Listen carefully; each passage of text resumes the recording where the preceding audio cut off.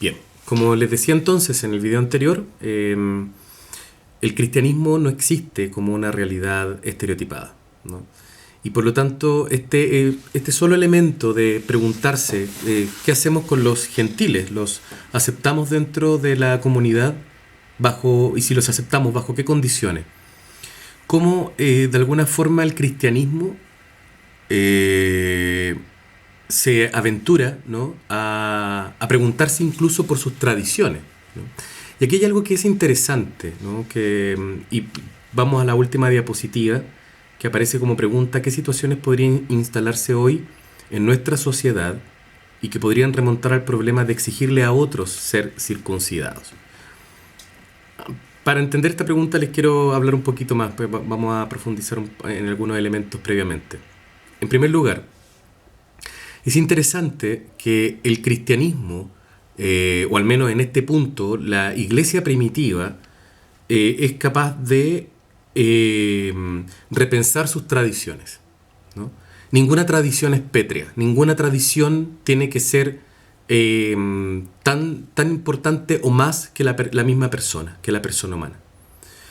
Por lo tanto, es interesante que el cristianismo, en primera instancia, se haya preguntado sobre sus tradiciones y el sentido de estas, y si son necesarias de imponérselas o cargárselas a otros, ¿no?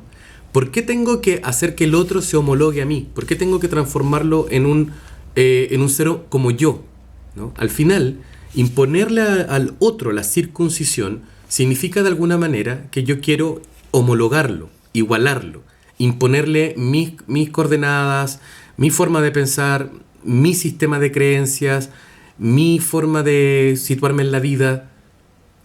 Hay una interesante flexibilidad que uno ve en el cristianismo cuando deja de alguna manera o suelta la creencia de que Dios nos escoge o cumple su alianza en la medida en que también nosotros nos circuncidemos o dejemos marcas en nuestra carne, en nuestra piel, de esa fidelidad. No, no es así, ¿no? Para el cristianismo, entonces, esa flexibilidad, esa crisis, esa tensión y esa puesta en duda sobre aquello que se debiera o no imponer a otros, es lo que permitió su apertura. Si no se hubiese preguntado sobre la validez de esa tradición y su imposición a un otro, no hubiese tenido el despegue que tuvo en el siglo I. Si no se hubiese transformado estrictamente en un movimiento endogámico, etnocentrista, y nunca hubiese despegado de Israel, ¿no? Entonces, volviendo a la pregunta que sale en la última diapositiva, ¿qué situaciones podrían instalarse hoy en nuestra sociedad y que podrían remontarse al problema de, que esto es como un nombre fantasía nomás, al problema de exigirle a otros ser circuncidados? Si uno se coloca a pensar y haciendo también reflexiones que tengan que ver con la contingencia actual, muchas veces la iglesia cae también en ese error, en pensar o imponer criterios tanto valóricos o normas o creencias que no son representativas o que a veces obligan al otro a someterse a la mirada doctrinal que determina cómo son ciertas cosas o se pronuncia sobre ciertos elementos de la vida cotidiana. Dicho de otro modo, es por ejemplo todo un tema cuando la iglesia se pronuncia en relación a la mujer, ¿no? O hacia la sexualidad, y se le exige a las personas vivir de un modo particular su sexualidad y las creencias que tienen asociadas a esta. Por lo tanto, si generamos un poquito, digamos, de ejercicio mental, podemos ver que muchas veces las religiones, y en particular la religión católica en este país, ¿no?, ha hecho una imposición, ¿no? Le ha exigido al otro, para dialogar, colocarse como en un nivel de creencias similar o en un mismo piso, ¿no? Bueno, un poco eso es lo que quería yo también como compartirle en términos de reflexión, ¿no? cómo esta tensión siempre ha acompañado a lo largo de la vida de la Iglesia. Hay momentos donde uno no hubiese pensado nunca, o que la Iglesia, por ejemplo, hace siglos atrás no le confería alma a los indígenas, siglo XVI. Y resulta que hoy día es impensable que algo así se pudiese afirmar, ¿no? Por lo tanto, la Iglesia, de alguna manera, desde sus orígenes, pareciera que al entrar en tensión con sus creencias, al entrar en esta crisis entre lo nuevo y lo viejo, entre renovar y soltar aquello que es antiguo, y atrevernos a nuevas posiciones y elementos que también nos generen una riqueza interior al ser integrados, en eso la historia se ha movido hasta el día de hoy. Y particularmente en la actualidad, ella tiene que, en el fondo, la Iglesia me refiero, abrirse a esta pregunta, ¿no? ¿Hasta qué punto nuestras propias exigencias, o lo que hemos pedido, exigido del resto, han sido un intento de simplemente de homologar, igualar, ¿no? Pero de acuerdo a mi visión, a mi verdad, a mi punto de vista. Bien, eso es para ir cerrando ya este tema. Vamos nosotros entonces a comenzar ahora a profundizar sobre el tema de la romanización del cristianismo, cómo el cristianismo va de a poco entrando en la dinámica imperial. Y ahora voy a dedicar unos minutos para hablarles un poco de eso, de dejarles bastante introducido el tema para abordarlo la próxima clase.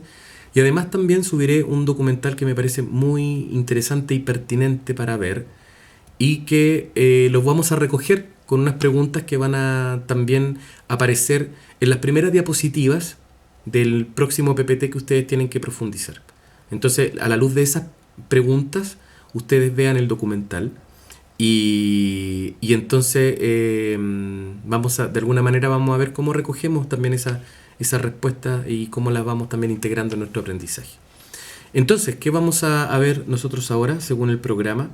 Nosotros vamos a entrar a la tercera y última parte del curso, la Iglesia y su inclusión en la organización del Imperio Romano.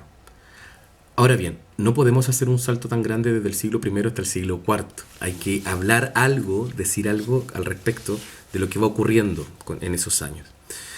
Bueno, un punto que es crucial y que ya también yo lo he mencionado en más de alguna ocasión es que Palestina, la Palestina romana del siglo I, es una provincia, valga la redundancia, del imperio muy conflictiva, ¿no? Opuesta fuertemente a Roma y a la práctica imperial de Roma, y que con el paso del tiempo y tras la muerte de Jesús, ese conflicto se fue agudizando cada vez más. En el año 70, Roma decide destruir el templo de Jerusalén, conjunto con la ciudad, con toda la capital, y deportar, y esclavizar a muchos de los judíos sobrevivientes que de ahí quedaron.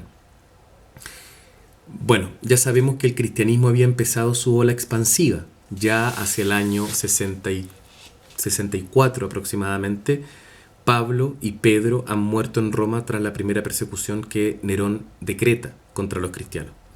Hay que señalar de todas maneras algo importante aquí. La persecución hecha por Nerón no es una persecución religiosa, es una persecución, digamos, de carácter quizá político, simplemente, y perdónenme si digo simplemente, no de manera descorazonada, sino que desapegada, sino que entendiendo que la muerte de los cristianos bajo la persecución de Nerón se debió a que Nerón quería zafar de la responsabilidad del incendio de Roma y los culpó a ellos, fueron conejillos de India. No los mandaron a matar por lo que podían creer o no creer. Hasta ese momento, insisto, estamos hablando década del 60 hacia el 70, el cristianismo es un movimiento del judaísmo, es una secta más, molesta o incomoda, pero no genera mayor ruido. Ha llegado al corazón del imperio, hay líderes de este movimiento y de esta secta que ya están hablando y han ido como colocando un mensaje que poco a poco comienza quizás a familiarizarse o a la gente ya escucharlo más. Pero no es sino hasta el año 90, hasta que por primera vez va a ser perseguido, ¿no? Oficialmente por un decreto imperial. Bueno, pero volvamos al año 70. Entonces, Año 70, destrucción de Jerusalén, de la ciudad. El cristianismo ya se había expandido, pero comienza entonces ahí una fuerte salida de cristianos de Palestina que se fueron y que se diseminaron por distintas partes del imperio y que siguieron dándole fuerza al movimiento a partir de una fuerte oleada misionera que logrará consolidarse durante la década del 80 hasta el 100. Seguirán apareciendo evangelios, ¿no? El último en aparecer en el siglo I es el Evangelio de Juan. Ya corría entre los cristianos 4 versiones acerca de quién era Jesús, de sus dichos, de sus hechos y de su resurrección, ¿no? La creencia en la resurrección comienza cada vez a fortalecerse más, ¿no? La creencia va también apoyada de toda una reflexión teológica, ¿no? que de alguna manera sería un pilar fundamental desarrollado en el pensamiento de Pablo. Pablo va a ser uno de los exponentes de la doctrina de la resurrección, que además era una doctrina joven, no llevaba más de 2 siglos en el judaísmo, 2 siglos y medio, quizá un poco más, pero era una doctrina joven, una creencia joven. Y el cristianismo también adhiere a esa creencia como movimiento, como parte de estos movimientos judíos. Y entonces el cristianismo reivindicará para sí el cumplimiento de esa esperanza al anunciar que Jesús de Nazaret había resucitado. Pero conjunto con ello comienza también la declaración de que este Jesús ya no es solo el Mesías, sino que es también Hijo de Dios. Y con la confesión de la divinidad de Jesús, que eso ya va a ser la fase más tardía del siglo I, una declaración oficial de su divinidad. Cuando digo oficial me refiero que ya hay cristianos que la declaran. Es ahí donde comenzará entonces las primeras tensiones y problemas con Roma. Porque la confesión de la divinidad de Jesús, sostener que Jesús es Dios, iba contra la aceptación de la divinidad del emperador. Cualquier cristiano que abrazaba la fe en Cristo y por lo tanto reconocía que éste era hijo de Dios, inmediatamente se comprometía también a excluir o reconocer cualquier otro Dios que existiera, ¿no? Por lo tanto, los cristianos comienzan a ser perseguidos no por lo que creen, sino por lo que dejaron de creer. Dejaron de creer en los dioses, los cristianos paganos, ¿no? Dejaron de creer en la divinidad del emperador. Y los judíos lentamente comienzan a dejar también de creer en algo que es muy importante de entender como parte de este proceso que yo les decía de separación, ¿no? Que no podemos decir aquí es cuando se separan, pero es un proceso lento. Además los cristianos siguen sintiéndose parte de, pero integran una creencia nueva, lentamente, que Dios no es un Dios, este Dios uno, del cual siempre han creído sus antepasados, las antiguas escrituras, etcétera, este Dios uno, lo van entendiendo como una comunidad. Y por lo tanto, ya no es un Dios solo, sino que es un Dios Padre, Hijo y Espíritu. Comienza lentamente a aparecer también la creencia en la Trinidad. Las creencias no fueron inmediatas. La creencia en la resurrección de Jesús, la creencia en su divinidad, la creencia en la Trinidad, fueron creencias que fueron armándose o elaborándose en un proceso que va desde el siglo II en adelante, ¿ya? Y que alcanza tal vez su mayor fuerza entre los siglos IV al VI, cuando se define el dogma cristiano. ¿En qué creen los cristianos? Al final los cristianos, como eran tan diversos, cada uno también agua para su molino y creencias para su grupo. Entonces empezaron a generarse muchas tensiones y divisiones también dentro del mismo cristianismo. Por lo tanto, desde el siglo II hasta, diría yo, vamos a colocar el siglo IV solo porque vamos a entrar a hablar de la romanización de Constantino. Pero entre esos 2 siglos, primero hay una proliferación del pensamiento cristiano a partir de intelectuales cristianos provenientes del mundo greco-romano, en su mayoría, de corte más bien filosófico, que aportarán, ¿no? Y generarán lo que se denomina después la doctrina patrística. San Ignacio de Antioquía, Tertuliano, Orígenes, entre otros, serán grandes pensadores cristianos que van a ayudar a sistematizar, van a ayudar a incrementar la reflexión acerca de la identidad y naturaleza humana y divina de Jesús. Pero también en esas construcciones y elaboraciones de creencias, las diferencias van a generar también muchas veces la condenación de grupos que desestimaban el planteamiento de otro grupo de cristianos. Surgirán así las herejías, que son en definitiva errores persistentes con respecto a la doctrina que se va configurando, pero que en definitiva, más que errores en términos... no quiero ocupar la palabra error en verdad, no, son líneas de reflexión que con el tiempo chocarán con la verdad, entre comillas, oficial, ¿no? Pero en su inicio, en su momento, fueron pensamientos válidos dentro de esta diversidad del cristianismo, ¿no? Por lo tanto, surgirán muchos movimientos y por lo tanto comunidades que se agruparán frente a cierta línea de pensamiento. Voy a colocar un caso. Hay un grupo importante que precisamente para no romper esta idea de que Dios es uno, como así lo ha creído siempre Israel, ahí ven ustedes cómo siguen pegados a las creencias judías, cómo siguen todavía muy validando esa matriz. Este grupo creía que, o postularon la idea de la subordinación, ¿no? No es que la hayan presentado así, sino que en su creencia se desprendía una idea subordinacionista.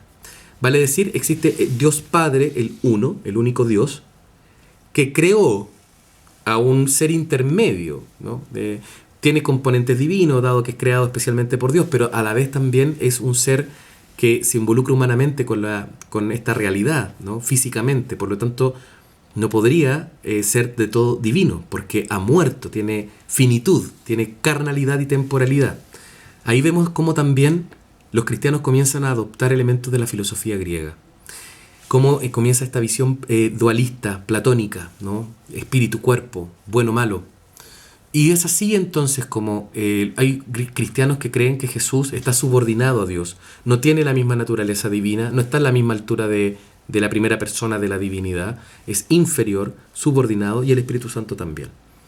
Los cristianos subordinacionistas tuvieron un gran representante, un sacerdote llamado Arrio, que de ahí deriva entonces esta herejía, se conoce como el arrianismo, que, insisto, se opone entonces a la doctrina clásica de que después el cristianismo era oficial en cuanto a la igualdad entre el Padre, el Hijo y el Espíritu en relación a una misma naturaleza divina. Entonces, este tiempo, estos años, estos siglos que van avanzando, van entre una reflexión que se está masticando y a la vez que se está proponiendo, cada vez van adquiriéndose ciertos elementos con mayor fuerza. Se ha vuelto la mirada mucho más a las Sagradas Escrituras del Antiguo Testamento o a la Torá judía, y comienzan entonces estos pensadores cristianos a alimentar mucho de su reflexión y a colocar como base, como piso, como por decirlo así, marco teórico, las Sagradas Escrituras, ¿no? El Antiguo Testamento. Orígenes, como les mencionaba hace un rato atrás, será uno de los mayores exponentes de aquello. Pero en la medida que también iba creciendo la reflexión, iba creciendo también los seguidores.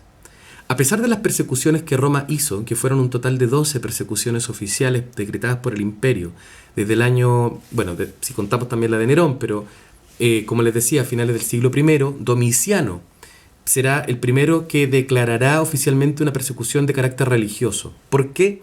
Porque los cristianos se oponían a adorarlo como emperador. Y de ahí en adelante los cristianos van a tener siempre ese problema, la adoración al emperador, el negar reconocerle su divinidad. No dejan de reconocer su autoridad como líder, pero no reconocen que es Dios, porque para ellos el único Dios es Jesús de Nazaret, ¿no? Por lo tanto, el cristianismo va apareciendo lentamente como una secta antisocial, ¿no? Y además tiene una serie de características que lo va haciendo un movimiento extraño, un poco hermético, ¿no? Misterioso para muchos. Para las élites romanas, sobre todo la clase más alta, muy mal mirado, ¿no? Había un desprecio en relación al cristianismo, ¿no? Y porque le encontraban que era un culto basado en superchería, ¿no? Hay una forma también muy despectiva de representarlos. Hay un graffiti, que se los cuento como anécdota y a la vez también para ya ir finalizando esta parte, un graffiti que muestra a un niño adorando a un burro crucificado. Y al lado dice en griego, Anaximandros adora a su Dios. El desprecio crecía además porque ellos, los cristianos, adoraban a un Dios crucificado, ¿no? El lugar más bajo al cual podía caer un ser humano dentro del Imperio Romano. Bien, muchachas y muchachos, estamos entonces cerrando ya una unidad, comenzando una nueva unidad, la romanización del cristianismo. Les voy a dejar un documental para que ustedes lo puedan ver, para que así también sigamos profundizando e introduciéndonos al tema. La próxima clase entraremos de lleno a esta tercera y última unidad. Ustedes acaban de entregar entonces con el segundo informe de lectura el último trabajo del curso. Y yo lo único que les voy a pedir es que al finalizar ya las clases, ustedes me envíen un video. Sí, un video, así como yo los he bombardeado con mis videos y mostrándome acá y hablando, para que sepan que es difícil. No, mentira. Para que ustedes tengan también, y me regalen en el fondo a mí la posibilidad de conocerles, de tener algún momento de verles y saber quiénes estaban ahí, porque ha sido para uno como profesor, desanima mucho esto de esta virtualidad, ¿no? A uno le gusta interactuar, que hayan preguntas, que haya intercambio. Entonces yo lo que les quiero pedir es que ustedes me envíen al final de este curso, como cierre, y también tendrá una nota obviamente, un video de no más de 2 minutos. Envíenmelo al aula, por favor. Si no lo pueden subir, bueno, mándenmelo a mi correo, pero con 2 preguntas. ¿Qué aprendieron acerca de la iglesia y de Jesús? ¿No? ¿Qué aprendieron acerca de la iglesia y de Jesús? ¿Y cuál creen que es el desafío más grande para la iglesia? ¿Cuál sería su desafío? ¿No? Entonces, repito, ¿qué es lo que han aprendido en relación a la iglesia de Jesús y cuál creen que sería el desafío que la iglesia debiera enfrentar? Y cuando digo desafío, no lo entiendan como algo que tiene que hacer para que ella necesariamente sea mejor o para... No, como hoy día hay algo que la iglesia quizás debiera hacer y que